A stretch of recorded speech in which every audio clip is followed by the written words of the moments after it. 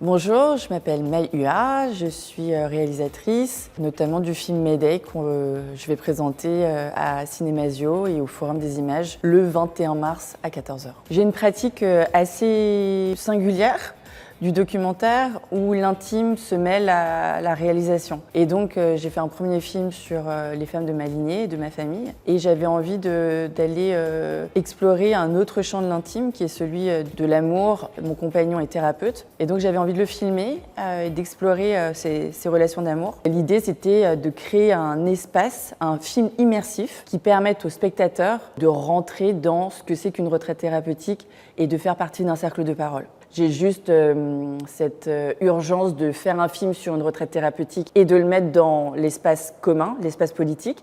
Mais après, qu'est-ce qui va se passer pendant cette retraite? On a réuni 12 personnes qui ne sont pas censées se connaître parce que je les ai choisies pour qu'elles aient des systèmes de croyances différents, des backgrounds sociaux, spirituels différents. Et on va tous les jours en fait se parler, faire des rituels ou du théâtre ou de la danse ou des exercices sur la colère. Et on va voir ce que ça va faire remonter chez les gens et bien sûr il va y avoir des antagonismes, il va y avoir aussi du soutien, il va y avoir de la résolution de conflits. Là on est plutôt dans une pratique du cinéma vérité qui nous a beaucoup passionnés, quoi. Je pense que dans Mayday, ce que j'avais envie d'amener, c'était cette parole, un film qui soigne, un film qui participe à ça. On va dans des cercles de parole, donc c'est intense. Les gens, ils s'ouvrent totalement.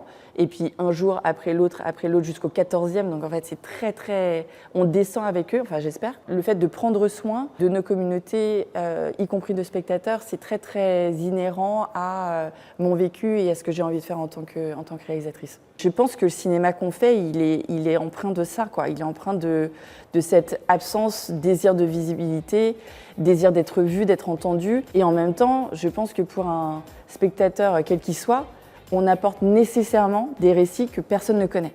Et ça, c'est incroyable parce que c'est une page blanche qu'on nous demande d'écrire, quoi. Donc ça, c'est génial.